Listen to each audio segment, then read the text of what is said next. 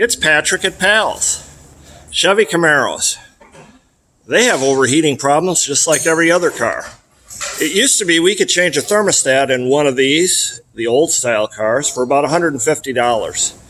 Now, Chuck, how much does it cost to change a thermostat today? On this particular vehicle, it's going to be just over $1,000. And the reason why is where the thermostat is located is underneath of the intake of the car. You have to separate fuel rails. You also have to take and remove the entire upper intake of the vehicle.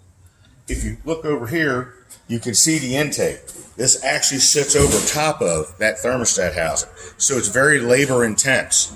And back in the old school days, you would replace just the thermostat. Today, you're replacing the entire housing. And that's how they come as one unit, one piece, which makes them also more expensive. Used to be you could get an old school thermostat for about $25 to $30. Now this one costs about $180. Now it's really important to note that thermostats are really super important because the temperatures in this car regulate all of your fuel economy and performance. And without precise temperatures, you couldn't achieve the economy that this car brings, right?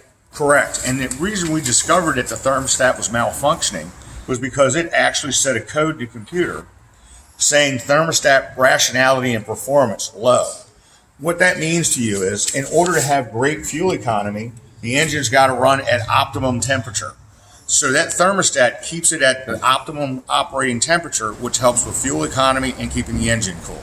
So it wasn't that we had an overheating car, it was that the car wasn't functioning properly. It had a check engine light, and the problem is the thermostat. Correct, which could lead to overheating problems. That's why the computer tries to prevent that by happening from setting that code.